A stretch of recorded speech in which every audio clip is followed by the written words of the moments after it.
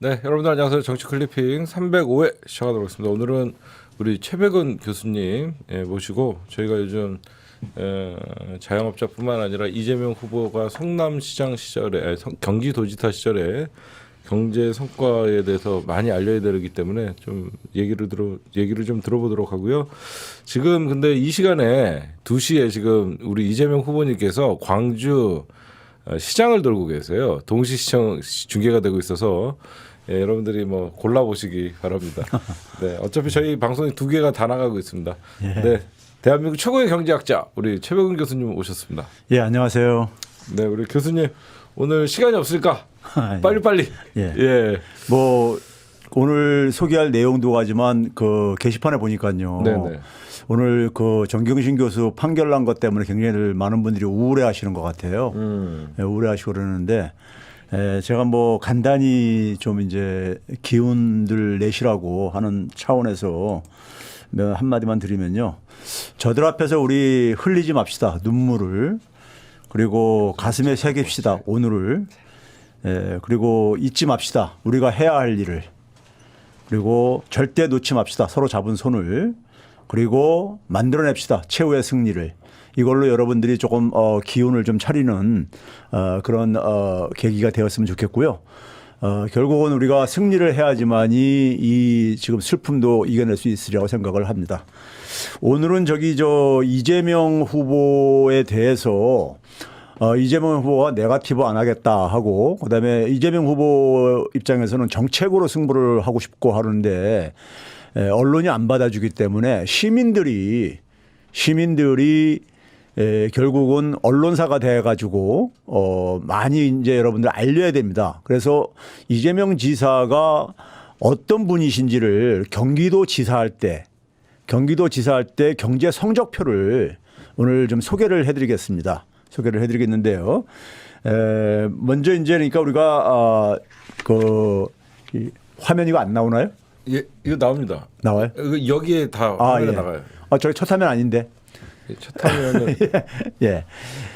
검증된 경제 대통령이다. 그래서 이제 이재명 지사의 경기도 지사 시절을 중심으로 해서 경제 실적을 제가 오늘 좀 소개해드리겠습니다. 할 거고요. 여기 소개된 자료들이 제 페이스북이나 최백은 TV의 게시판에 좀 올려져 있습니다. 그러니까 여러분들이 그걸 좀 퍼날르시면은 많이 도움이 될 거라고 생각이 들거든요.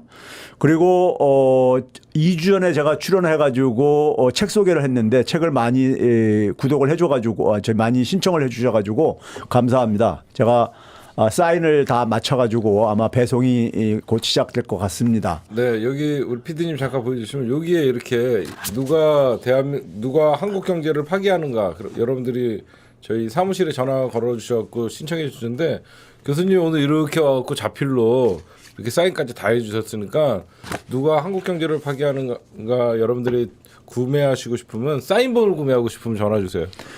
예, 여러분들 연휴 기간 때 꼭 좀 읽어봐 주셨으면 하는 게 제가 달리 말하는 게 아니라요. 국민들이 알아야지만이 이재명 정부가 출범을 하더라도 이재명 정부가 내세우는 정책을 지지를 해줘야 됩니다. 국민들이 지지를 해주지 않으면요. 조중동이 계속 또 딴지 들어와요. 그렇죠. 그러면 그때 국민들이 판단을 해줘야 되고 판단을 하려면 국민들도 알으셔야 됩니다. 아셔야 되기 때문에 그런 점에서 좀 책을 좀 꼭 좀 읽어봐 주셨으면 하고요. 네. 그 다음에 이제 경제 실적으로 이제 바로 이제 소개해 드리도록 하겠습니다. 우리가 경제 실적에서 가장 중요한 거라면 아무래도 성장률이죠. 성장률인데 이재명 지사가 그 경기도 지사했던 기간이 2018년 7월 달부터 2021년 10월 달에 그러니까 사퇴하셨으니까요. 2018년부터 21년 기간이라고 보면 되겠는데 21년도는 아직 그러니까 지역별 경제 성장률은 안 나왔습니다.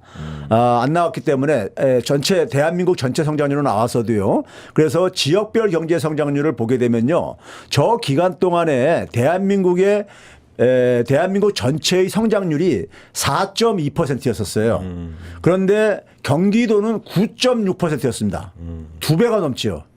2배가 넘고 저거는 우리가 세종시를 빼고 세종시는 인구가 한 37만 명뿐이 안 되고 네네. 그리고 지금 한창 지금 이렇게 행정도시로 만들어지는 데잖아요. 예, 예. 그러다 보니까 많이 이제 아파트도 건설되고 그러다 보니까는 거기는 이제 특수한 성격이 있고 인구도 굉장히 작은 데고 이제 소위 말해서 광역자치단체 중에서는요. 그래서 이 그 세종시를 빼놓고는 전국에서 1등을 했습니다. 성장률에 있어서요. 그러니까 경기도가요. 9.6%라는 것은 여러분들 화면에 좀 나오고 있지만은 서울이 6.2%예요. 그러니까 대한민국의 그러니까 수도인 서울보다도 성장률이 한 3분의 1이 더 많다는 겁니다. 그런 점에서 이제 그러니까는 얼마나 이제 그러니까는 경기도 지사할 때 이 경제 성적이 좋았는가를 알 수 있는 하나의 지표고요. 그 다음에 이제 우리가 이제 우리가 지표들을 좀 보는 데 있어서요. 화면 좀 넘겨봐 주세요.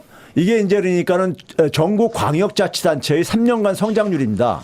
성장률인데 세종시가 15%는 저거는 세종시라는 데가 이제 막 이제 만들어지는 때다 보니까는 많이 투입돼서 나온 결과고 나머지들 그러니까 광역자치단체 중에서는 경기도가 9.6%고 그 다음에 저쪽 울산이라든가 울산이 제조 도시잖아요. 네네. 그런데도 불구하고 마이너스 8.4%였었습니다. 그러니까 경기도가 굉장히 그러니까 성장률이 높다는 걸 보여주고 있는 거죠. 울산은 원래 대한민국의 모든 그 경제 성장률도 가장 뛰어나고 그렇죠. 소득도 가장 높은 1인당 도시입니다. 소득이 국민 소득이 가장 높은 지역으로 우리가 많이 그렇죠. 소문이 나 있었었죠. 예, 근데 그런데도 불구하고 저래 있었습니다. 조선업이 쇠퇴했다가 그러니까 이제 결국 이제 그 제조업만 가지고는 안 된다는 걸 이제 보여주고 있는 것이고요. 지금 시대가 그런 상황 속에서 그 다음에 이제 경기도 성장을 이제 우리가 주도한 거를 보게 되면요. 그 다음 페이지 넘겨봐 주세요. 우리가 이제 많은 분들이 우리나라 경제 성장의 주역은 대기업이라고 생각을 하고 계시는데 저도 경기도는 지금 화면에 보이는 게 뭐냐면 이게 중소기업들의 그러니까는 그 수출액이 차지하는 지역별로 차지하는 비중인데요. 저기 보시게 되면은 2011년까지만 보더라도 보게 되면 경기도가 지금 15년, 16년이 나오잖아요. 15년, 16년을 보게 되면은 경기도가 수출액에서 차지하는 비중이 조금 줄어들고 있었습니다. 30% 줄어들고 있다가 2018년부터 그러니까 올라가기 시작해가지고 그러니까 우리가 이제 마지막 해진 2021년이요. 그러니까 지난해죠. 그러니까요. 지난해 같은 경우는 한 5% 근처까지 이렇게 더 됐고 그 경기도의 중소기업의 수출액의 증가율을 보게 되면은 전체 수출액 증가율보다도 높은 14%를 달성을 했어요. 그런 점에서 중소기업 중심의 그러니까 성장이었었다. 그런 점에서 굉장히 바람직하죠. 왜 그러냐면 중소기업이 규모는 작아도 고용을 많이 하고 있는 이 기업 조직이기 때문에 중소기업이 굉장히 우리가 성장을 해야지만이 많은 사람들한테 도민들한테 혜택이 돌아간다고요. 그런 점에서 이제 그러니까는 성장률도 높았을 뿐만 아니라 굉장히 성장의 내용도 좋았다.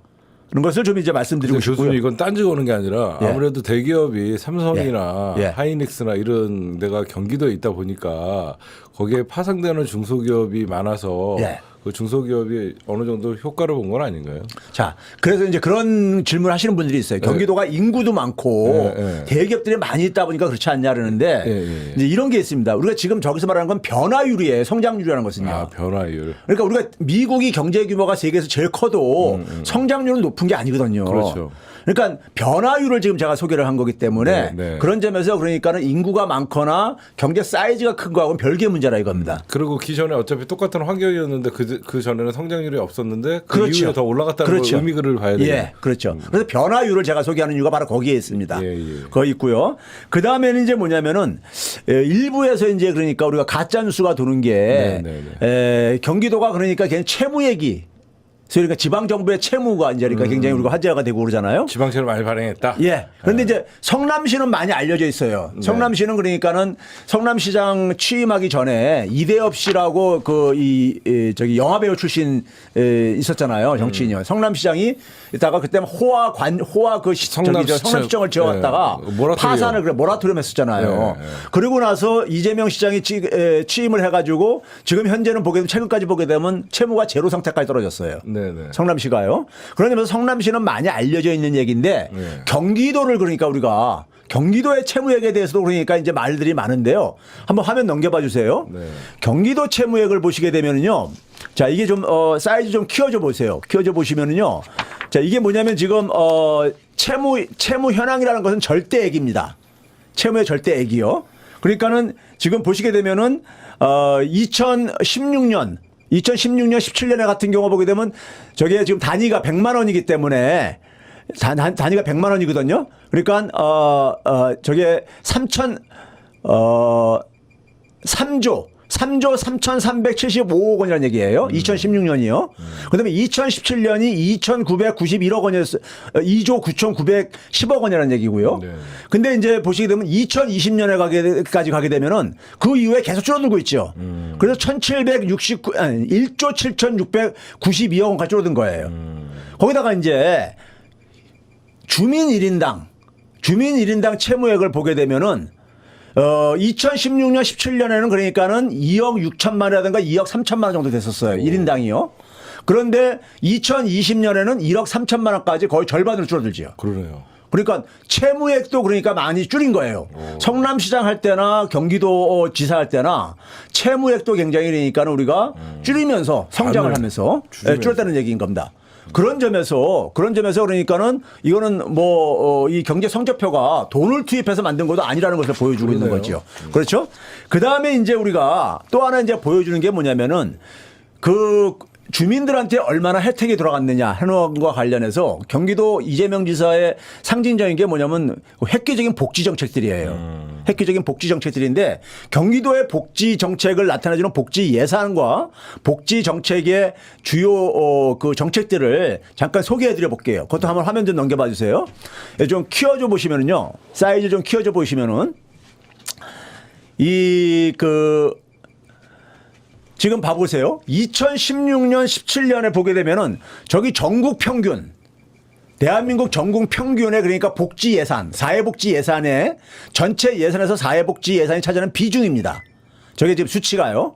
그러니까 2017년에 보게 되면은 전국의 그러니까 평균 사회복지 예산의 비중은 25.6%였다는 거예요. 그런데 경기도는 얼마였냐면 경기도 본청은 얼마였냐면 그 당시에 34.7%로 경기도가 그러니까 한 9.1%포인트 높았었어요. 그런데 2021년 그러니까 지난해죠. 지난해 보게 되면은 전국에 그러니까 우리가 평균 그러니까 복지 예산은 30.6%인데 경기도는 42.3%로 그러니까 거의 그러니까는 전체 예산 중에서 42% 이상을 복지에 투입을 했다는 얘기고요. 그러면서 그 격차가 전국 평균의 전국 평균과의 격차가 더 벌어졌죠. 지금 뭐냐면 경기도가 굉장히 복지를 굉장히 강화했다는 걸 보여주고 있는 것이고요. 소위 그 전인 남경필 지사 때보다도 한 10%포인트 이상을 그러니까 늘렸다는 겁니다. 그러니까요. 늘렸는데 그 내용들을 되게 보게 되면은 몇 가지 소개하면요. 비정규직들은 그러니까 이번에도 그러니까 대통령 공약으로 나왔지만은 비정규직들한테는 그러니까 임금을 정규직보다 시간당 임금은 더 높여야 된다 이런 공약을 내세웠잖아요. 왜 그러냐면은 정규직 같은 경우는 직장이 안정되어 있지만은 그리고 안정되어 있다 보니까 많은 그러니까 이제 그 혜택도 받고 그러지만은 비정규직은 그런 혜택도 없을 뿐만 아니라 굉장히 불안전하잖아요. 네. 그러니까는 상대적으로 불안정하기 때문에 더 높은 임금을 제공해 준다 하는 이런 이제 철학으로 인해 가지고 하고 있는 거고 미국이 그렇지 않나요? 그게 예를 들어서요. 우리가요. 호주 같은 경우 보면요. 호주 같은 경우 보면 광산 노동자가 예를 들어서 변호사나 이런 사람보다 월급이 더 많습니다. 소득이 더 많아요. 그래서 원래 그게 당연한 거예요. 당연한 거죠, 그게요. 당연한 거예요. 남들이 하기 싫어하는 거를 그렇죠. 그만큼 대접해줘야지요. 그렇죠. 자기가 하기 싫은 거라면요. 네, 그렇죠? 네. 거기다 보상을 해주는 거죠. 그래서 경기도 같은 경우도 보게 되면은 비정규직에 대해서 굉장히 우리가 챙기고 있고, 그 다음에 이제 뭐 청년 기본 배당이라든가, 그리고 이제 특히 이제 그 신용이 굉장히 낮은 사람들 있잖아요. 저신용자들. 낮은 사람들에 대해서 그러니까는 300만 원까지 연 1%로 그러니까는 저분들 저거 못 쓰게 되면 대부업체 가야 되는 사람들. 아니면 사채 쓰든가. 사채 써야 되는 거죠. 그런데 저분들에 대해서 그러니까는 신용대출까지도 해주고 있고요. 그다음에 농민기본소득제를 도입을 했죠. 네. 농민소득제 기본 도입을 하고 그다음에 저기가 굉장히 성남시라든가 경기도에 살던 주민들이 굉장히 이재명 지사를 좋아하는 이유가요. 자기들이 생활을 하면서 혜택을 본 거를 보게 되면 예를 들면은 초등학생들에 대해서 그 치과 주치의 제도를 운영을 해요. 그러니까 언제든지 그러니까 치과를 그걸 할 수 있게 해요. 예? 이런 걸 초등학교 필수거든요. 도민들이 그러니까 생활 속에서 느끼는 거예요. 그러니까 그런 혜택을요. 다른 지역 같은 경우 그런 걸 느끼기 쉽지 않잖아요. 저거 되게 좋아하던데요. 경기도 페이인가? 예, 그렇죠.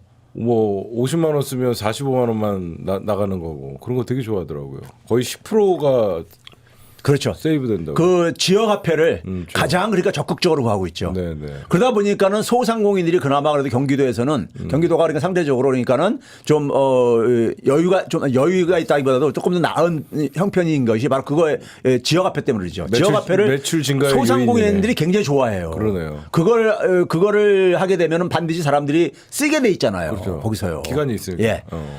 자, 그다음에 이제 아까 화면으로 잠깐 좀 돌아봐 주세요. 돌아와 주시면은 청소년 교통비도 지원을 해주고 있고요. 그다음에 어린이라든가 어린이집 이용하는 애들한테 제가 이제 저걸 어린이집을 운영하는 사람한테 얘기 들어봤는데 그 과일을 그러니까는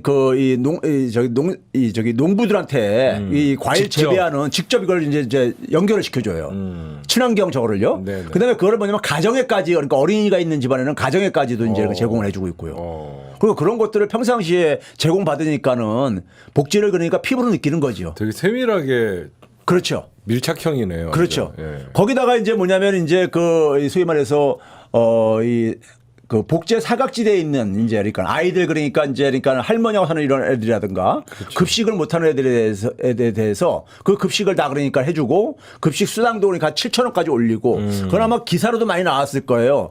그 이용할 수 있는 곳을 굉장히 넓히고 그건 굉장히 제한되고 이렇게 그랬었는데 그걸 넓혀가지고 그리고 아이들이 그걸로 쓰는 거에 대해서 부끄럽지 않게 그렇죠. 하기 위해서 이런 조치들을 되게 하고 그랬었죠. 그런데 이제 이런 이제 그러니까는 지금 보게 되면요. 제가 세 가지 지금 제가 지표를 보여줬는데 성장률하고 예. 그다음에 채무액하고요. 그다음에 복지를 제가 얘기했는데 일반적으로 우리가 보게 되면 복지를 높이게 되면 채무액이 증가하는 걸로 돼 있잖아요. 제가 그게 이상해요. 예. 근데 채무액이 줄어들었단 왜냐면 말이에요. 복지 늘린다 그러면 포퓰리즘이라 그러고 퍼즐이라고 하거든요. 그러니까 채무가 증가해야 될 게 아니에요. 그렇죠. 근데 채무액은 감소했어. 그렇죠. 그럼 이걸 어떻게 설명할 수 있느냐? 네. 자, 이겁니다. 이재명 후보가 내세우는 공약이 뭐냐면은 기회의 총량을 늘려야 되겠다. 늘리겠다 이걸 얘기를 하죠. 그래서 우상향하는 그러니까는 성장률 그래프를 만들어내겠다. 지금 우하향하고 있는데 계속 떨어지고 있는데 그러니까 기회의 총량을 만들겠다는 건 얘기는 뭐냐 사회 전체 파이를 늘려야 되겠다 이거예요. 그럼 사회 전체 파이가 늘게 되면요. 세금도 자연히 그러니까 더 많이 거치죠. 그렇죠. 활동이 세금을 더 늘어나니까. 많이 거치니까 많이 쓸 수 있을 게 아니겠습니까? 그러니까 복지 예산을 많이 투입할 수 있는 거예요. 그렇죠. 근데 복지 예산을 투입을 하게 되면 그만큼 불평등이 완화되잖아요. 그렇죠. 불평등이 완화가 되게 되면요. 시장의 수요가 넓어지는 거예요. 사람들이 그만큼 소비할 수 있는 여력이 더 커지니까요. 구매력이 커지니까. 그게 다시 성장을 높이는 거예요. 그렇죠. 이게 선순환 구조를 만든 거예요. 네네. 그러니까 성장률, 고성장, 그다음에 채무 감축, 고복지, 이 복지 강화 이걸 이 선순환을 만들어낸 거예요. 예. 이게 만약에 대한민국 전체에서 만약에 이루어진다고 상상을 해보세요. 얼마나 기쁜 일입니까 이게. 그러니까 소득의 양극화도 격차도 줄어들고. 그렇죠. 사람들이. 그런데 우리나라 이 그 세제를 보게 되면요. 중앙 정부에 굉장히 많은 세금 수입이 집중돼 있어요. 그러다 보니까 지방 정부가 하고 싶어도 할 수 없는 사업들이 너무 많아요. 특히 이제 그러니까 우리가 주택 공급 같은 경우들 같은 네네. 경우에 많은 돈이 필요하고 그러다 보니까요. 예, 예. 근데 그러니까 지금 이재명 후보가 대통령이 됐을 때 경기도에서 했던 것들 혹은 경기도에서 하고 싶었는데 충분히 할 수 없었던 것들을 대한민국 전체 차원에서 한번 한다고 상상을 해보시라고요. 대한민국이 얼마나 어떻게 변할 것인가가 예. 다 이게 보이는 거죠. 네네. 그런 점에서 이재명 후보 같은 경우는 일단 저게 언론들에서 주목을 안 해줘요. 그러니까 그래서 평가할 수 있는 게 있는데 만약에 저게 약점이라면은 성남시나 경기도지사 때 잘못했으면은 지금 가만 놔뒀겠습니까? 그거 파가지고 막 공격했을 게 아닙니까? 근데 경기도지사 때 경제 성적을 소개하는 기사를 못 봤을 거예요. 왜 그러냐? 전부 좋은 거고 전부 좋기만 하기 때문에. 그렇죠. 너무 좋기 때문에 성적이 좋다 보니까는 이거를 그러니까 이재명 후보 띄워줄까봐 네. 이걸 공개를 못 하는 거죠. 네네. 그래서 여러분들이 이거를 퍼날라야 되는 겁니다. 성장률 1등 광역자치단체. 그리고 채무액이 그러니까는 계속 줄여가지고 다른 나머지 도들에 비해 가지고 채무액이 그러니까 훨씬 더 그러니까 나머지 도들의 채무액은 증가해 왔는데 증가하면서도 성장률은 떨어졌는데. 그렇죠. 그런데 여기는 그러니까 성장률을 높이면서 채무액은 떨어뜨리는 그러면서 복지 예산은 그러니까 대한민국 최고의 그러니까 복지를 하고 있고요. 예. 그러면 이거면은 국민들이 볼 때는 이렇게 검증된 분한테 검증된 분야말로 경제 대통령 아니에요. 네네. 예? 그런 점에서 그러니까는 이재명 후보는 검증된 경제 대통령입니다. 근데 우리가 윤석열 후보 같은 경우는 그런 게 전혀 사실 경제에 대해서 문외한이시거든요. 예. 문외한이식으로다 보니까는 더군다나 박근혜 정부 때 대부분 공약을 보면 박근혜 정부 때 공약이에요. 오. 그러니까 박근혜 정부 때는 우리가 경험을 했잖아요. 제가 늘 얘기하듯이 2016년 말기에 4분기에 보게 되면은 가계의 전체 90%가 가계소득이 후퇴를 했었어요. 마이너스 기록을 했었어요. 네네. 올라도 시원찮은데 떨어졌으니까 역으로 반대로요. 그러면 그런 정책을 다시 하겠다? 그럼 대한민국 그러니까 국민들 그걸로 인해서 경제적인 피해를 보는 것은 감수를 해야 돼요. 윤석열 후보 지지하시는 분들은. 근데 이재명 후보는 성남시라든가 경기도지사를 하면서 검증이 됐잖아요. 그건 자료가 존재하는 거야. 데이터가요. 그러니까요. 점점 더 큰 역할을 할 수 있어도 예. 우리가 기대해 볼 만한 후보네요. 그렇죠. 경기도에서 나왔던 성적을 그러니까 성장률 높이고 채무액 줄이고 국가 채무액 줄이고 복지 강화한다. 그럼 국민들이 그거에 대해서 반대할 사람 누가 있습니까요? 예. 그렇죠? 예. 이게 그러니까 대한민국 전체에서 한번 이루어진다고 상상을 해보시라고요. 얼마나 행복한 일인가를. 뭔가 이렇게 희망적인 그렇죠. 이런 희망적인 일인 거죠. 헬조선이 아닌 희망이 그렇죠. 있는 대한민국이 되겠네요. 그런 점에서 이 자료는 여러분들이 제가 이 설 연휴 전에 이걸 소개하는 이유가 설 연휴 때 많은 이제 그러니까는 그 가족분들도 만나고 그러니까는 정치 얘기도 하고. 이 자료를 가지고 보여주시라고요. 이 자료는 여러분들 최백은 TV에 올라가 있고요. 예. 여러분들 얼마든지 최백은 TV 검색하면 이 자료만 딱 올라가 있으니까. 예, 제 페이스북에도 있습니다. 페이스북에도 그러니까 있고 그러니까는 이 자료를 여러분들이 다운받아 가지고 자료를 보여주세요. 자료를 보여주시면은 거기에 대해서는 그러니까 우리가 상대방들이 그러니까 반박을 못할 테니까요. 자료는요. 이거 다 그러니까는 출처도 다 공개돼 있는 자료들이에요. 그러니까는 공식적인 자료입니다. 예, 최백은 교수님은요. 어쩔 때는 되게 세게 경제에 대해서 얘기하는데 왜 조등동이 최백은 교수님을 못 가냐면요. 이 데이터를 확실하게 보여주기 때문에 반박할 논리가 없는 거예요. 그리고 제가 오늘 여러 가지 사실 오늘 교수님 강의 중에 성장률을 강조하셨잖아요. 예. 그런데 저는 개인적으로 아니 우리 교수님이 저렇게 성장률을 강조하는 거는 늘 그 어떻게 보면 여태까지 수구 보수 세력들에서 성장 유지의 정책에 교수님이 왜 저런 소리를 하시지? 솔직히 그랬는데 듣다 보니까 성장만 위주로 한 게 아니라 복지를 확대하면서까지도 성장할 수 있는 이런 대통령이 있다라는 걸 알려주신 거예요. 우리가 그렇죠. 제가 알고 아니 있었던 성장 자체가 나쁜 건 아니에요. 나쁜 건 아닌데 성장의 결과를 그렇죠. 골고루 나눠갖는 게 중요한 거죠. 제 말이 그거였어요. 우리가 여태까지 성장 안 하면 마치 대한민국이 망할 것 같이 떠들었던 사람들이 결국은 그 성장을 위해서 노동자들이 희생을 하고 많은 사람들이 절제하면서까지 대기업의 모든 성장률을 맡기고 이 나라가 그러다 보니까 이 그렇죠. 관피아의 나라 대기 재벌의 나라가 돼버렸다고 생각하고 저는 성장에 대해서는 오히려 약간 부정적인 생각이었는데 그렇죠. 성장은 필요하다고 생각했는데 오늘 교수님 얘기를 딱 들어보니까 좀 무슨 말씀을 하시나 뭔가 있겠지 하고 들었어요. 그랬더니 이재명도 성장 정책은 성장도 하면서 부채들을 줄일 수 있는 방법이 처음 들었어요. 그리고 중소기업이 주도를 했잖아요. 그러니까. 그리고 복지가 강화됐잖아요. 그러니까 이거는 정말 획기적인 이거는 경제학에서 이런 게 가능한가요? 원래가 공유된 성장이라고 성장을 우리가 2차 세계대전 이후부터 해서 한 70년대까지는요. 성장이 공유가 됐던 시기라고 우리가 얘기를 해요. 그렇죠. 그런데 그 이후부터 80년대부터 신자유주의가 득세하면서 성장을 독점하는 거예요. 소수가. 그렇죠. 그리고 대다수는 그러니까 그 성장의 그 과실로부터 소외가 되고요. 그래서 불평등이 심해진 거죠. 근데 이제 우리가 성장이라는 건 나쁜 게 아니지요. 사회 전체 파이를 키우는 거니까요. 그렇죠.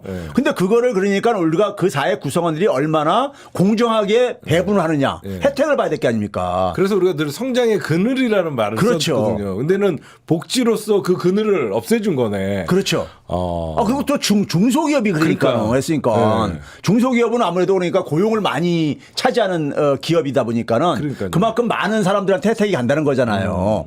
그런 점에서 성장이라는 것이 그러니까 우리가 얼마나 내용이 중요한 거죠. 그러네요. 성장이요. 성장은 왜 그러냐면 전체 그 사회에 그러니까 소득을 키우는 거기 때문에 그거는 필요한 거죠. 필요한 건데 단지 우리가 그동안에 그걸 굉장히 좀 우리가 비판적으로 이렇게 바라봤던 이유는 그게 독점이 되니까는 소수가 독점을 맞아요. 하니까는 그래서 양극화가 심해지고 그러니까는 네. 도대체 누구를 위한 성장이냐 무엇을 위한 성장이냐 이런 이제 의심을 가졌던 거죠. 그렇죠. 제가 그거였어요. 예. 근데 이거는 진짜 그렇죠. 복지는 약자와 이런 서민을 성장이라면 향하고. 반대할 이유가 뭐가 있어요? 이런 성장이면 예. 완전 전 세계가 따라야죠. 예. 그렇죠. 그렇죠. 이거는. 예. 야, 그래서 저는 우리 교수님 왜 오늘 성장 얘기를 하시나? 오늘 아침에 뉴스공장에서도. 아 저는 중도나 근데 이 얘기를 디테일하게 들으니까. 예. 오늘 아침 뉴스공장에서 얘기한 건 대한민국 전체를 얘기한 전체를, 거고 예. 오늘은 경기도를 제가 네, 경기도 이거 들어보요. 보면서 깜짝 놀랐어요. 근데 대한민국 전체는 제가 오늘 뉴스공장에서 얘기하면서 봤을 때 제가 그런 얘기했잖아요. 가계 소비는 그러니까는 지금 여전히 그러니까 회복이 안 된 상태다. 그렇죠. 예? 예, 왜냐면 국가가 돈을 그러니까 안 쓰고 오히려 국가 채무액을 그러니까 돈을 갚고 앉아 있고 이러다 보니까는 예? 이런 상황 속에서 가계 채무가 증가하고 그러다 보니까 가계가 쓸 여력이 없다 보니까 소비가 그러니까 회복이 안 된 상태예요. 2019년보다도요. 네. 그러다 보니까 자연히 소비를 가계가 되게 국내에서 소비를 하니까는 예. 그 자영업자들이 그러니까 타격을 받을 수밖에 없는 거죠. 그렇죠.